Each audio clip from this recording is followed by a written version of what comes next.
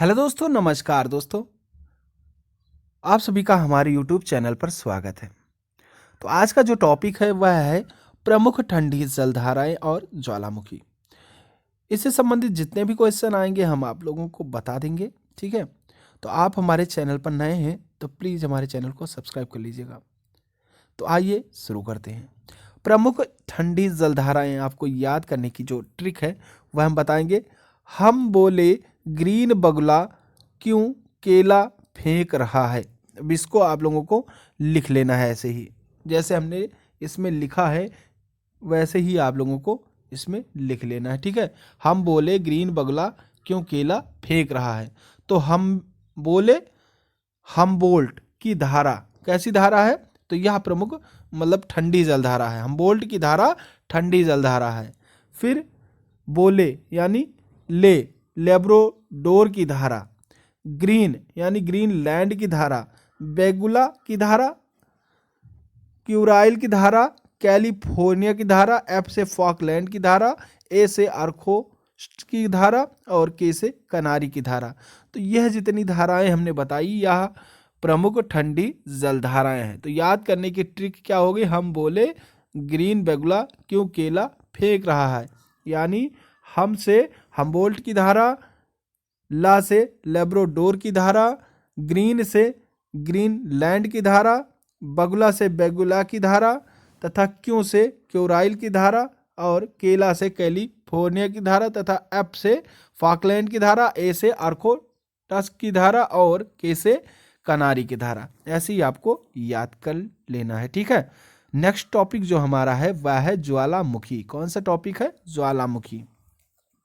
आइए देखते हैं ज्वालामुखी से संबंधित जितने भी फैक्ट हैं हम उसको सॉल्व करते हैं। ज्वालामुखी क्या है बताइए आप लोग। जब पृथ्वी का पिघला हुआ पदार्थ, लावा, राख, जलवाष्प, ठोस पदार्थ तथा अन्य गैसें किसी छिद्र या दरार से बाहर निकलती हैं तो वह ज्वालामुखी कहते हैं। उन्हें क्या कहते हैं? ज्वालामुखी कहते हैं। प्रकृति का सुरक्षा वाल्व किसे कहा जाता है? तो प्रकृति का सुरक्षा वाल्व जो है वह ज्वालामुखी को कहा जाता है। ज्वालामुखी में जल वाष्प की मात्रा कितनी होती है? तो ज्वालामुखी में जल वाष्प की मात्रा 80 से 90% होती है। ज्वालामुखी में जल वाष्प के अलावा कौन सी गैसें होती हैं? तो इसमें जो है जल वाष्प के अलावा कार्बन डाइऑक्साइड, हाइड्रोजन और नाइट्रोजन जैसी गैसें होती हैं। धरती के नीचे ज्वालामुखी के तरल पदार्थ को क्या कहते हैं? तो धरती के नीचे ज्वालामुखी के तरल पदार्थ को मैग्मा कहते हैं। क्या कहते हैं? मैग्मा कहते हैं। धरती के ऊपर आने के बाद ज्वालामुखी तरल पदार्थ को क्या कहते हैं? तो उसे हम लावा कहते हैं। अब यहाँ पर देखिए फैक्ट, धरती के नीचे ज्वालामुखी के तरल पदार्थ को मैग्मा तथा ऊपर जब आ जाता है तो उसे हम लावा कहते हैं। ठीक है, सिंडर किसे कहते हैं? हवा में उड़ा हुआ लावा जब ठंडा होकर छोटे ठोस टुकड़ों में बदल जाता है तो उसे हम सिंडर कहते हैं। ठीक है, ज्वालामुखी कितने प्रकार के होते हैं? तो ज्वालामुखी जो है वह 3 प्रकार के होते हैं। तो यह उद्गार अवधि के अनुसार बताया गया है कि यह 3 प्रकार के होते हैं। कौन कौन से? सक्रिय ज्वालामुखी, प्रसुप्त ज्वालामुखी और मृत या स्वांत ज्वालामुखी। तो सक्रिय ज्वालामुखी का अर्थ क्या है?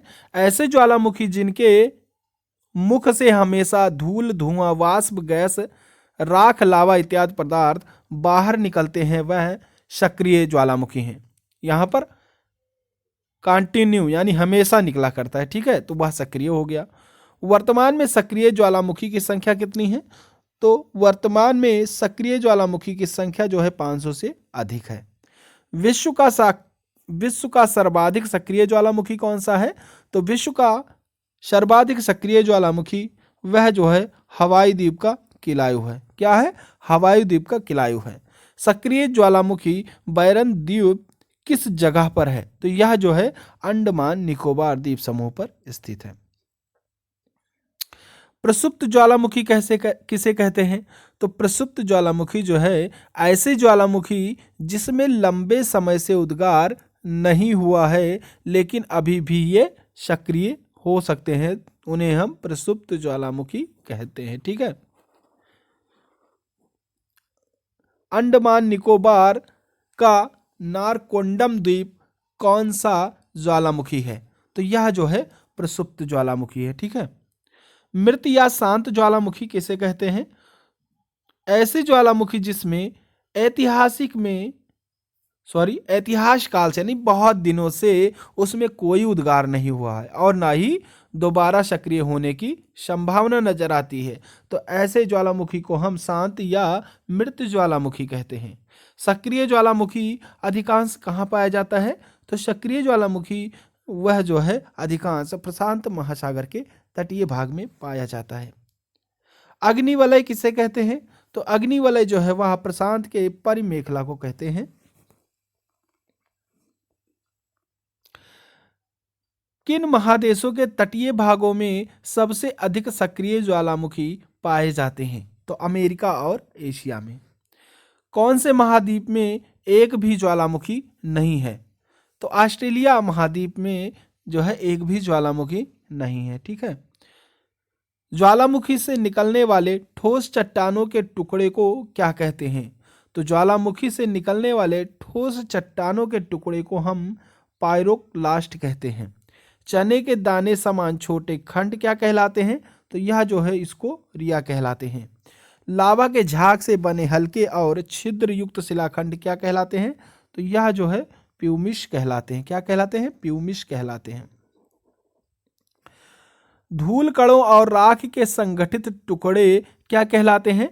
तो धूल कणों और राख के संगठित टुकड़े वह जो है टफ कहलाते हैं। स्कोरिया के संगठित कोड़ीय टुकड़े क्या कहलाते हैं? तो ब्रेसिया कहलाते हैं। ज्वालामुखी पर्वत का निर्माण कैसे होता है? तो ज्वालामुखी क्षेत्र के चारों तरफ लावा के अधिक मात्रा में जमाव होने पर ज्वालामुखी पर्वत का निर्माण होता है। कैसे निर्माण होता है ज्वालामुखी पर्वत का? ज्वालामुखी क्षेत्र के चारों तरफ लावा के अधिक मात्रा में जमाव हो जाने से ज्वालामुखी पर्वत का निर्माण होता है। ठीक है।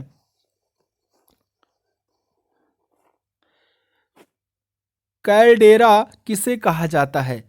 तो पुराने ज्वालामुखी के ऊपरी सिरे पर बने क्रेटर को कैल्डेरा कहा जाता है। किन पर्वतीय क्षेत्रों में अधिकांश सक्रिय ज्वालामुखी पाए जाते हैं? तो नवीन मोड़दार पर्वतीय क्षेत्र में जो है सक्रिय ज्वालामुखी पाए जाते हैं। फोसा मैग्मा क्या है? तो फोसा मैग्मा जो है वह ज्वालामुखी पर्वतों की श्रृंखला है। ईयरबस ज्वालामुखी कहाँ स्थित है? तो ईयरबस ज्वालामुखी जो है वह अंटार्कटिका महाद्वीप में स्थित है। एल्विस्टी ज्वालामुखी कहाँ है? तो यह जो है पेरू में है। विश्व का सर्वाधिक सक्रिय ज्वालामुखी वाला देश कौन सा है? तो फिलीपाइन द्वीप समूह है। क्या है? फिलीपाइन द्वीप समूह। गेसर का संबंध किससे है? तो गेसर गर्म जल स्रोत होते हैं, इसका संबंध ज्वालामुखी क्रिया से है। किससे है इसका संबंध? ज्वालामुखी क्रिया से है।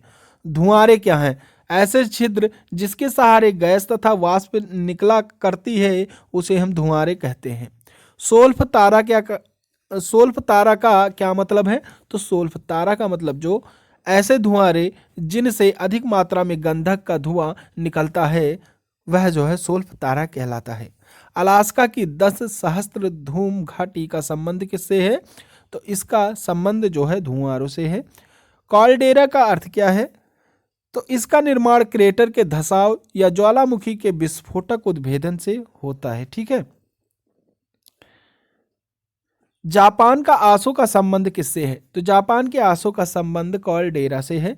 विश्व का सबसे ऊंचा ज्वालामुखी पर्वत कौन सा है? तो विश्व का सबसे ऊंचा ज्वालामुखी पर्वत कोटोपैक्सी पर्वत है। यह जो है इक्वेडोर में स्थित है। कहाँ पर स्थित है? यह इक्वेडोर में स्थित है। ठीक है।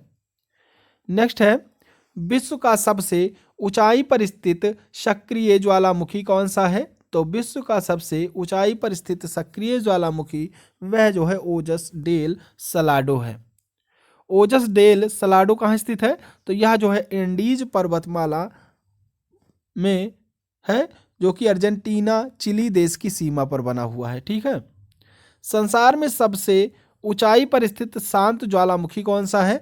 तो शांत ज्वालामुखी जो है वह एकागुआ एंडीज पर्वतमाला पर स्थित है, वही है। ठीक है। पेले के बाल का संबंध किससे है? तो हवाई तुल्य ज्वालामुखी से है इसका संबंध। किस ज्वालामुखी की आकृति गोभी के फूल जैसी होती है? तो वल्केनियन ज्वालामुखी की आकृति जो है वह गोभी के फूल जैसी होती है। ठीक है। तो नेक्स्ट प्रैक्टिस सेट में हम जलवायु से संबंधित सारे क्वेश्चन देखेंगे। ठीक है। तो अगर वीडियो आपको अच्छा लगा हो तो आप हमारे वीडियो को शेयर करें, लाइक करें, और चैनल पर नए हैं तो प्लीज़ चैनल को सब्सक्राइब कर बेल आइकन प्रेस कर लें, जिससे कि हमारे वीडियो डालते ही आपको नोटिफिकेशन मिल सके। तो चलिए, थैंक यू। जय हिंद, जय भारत।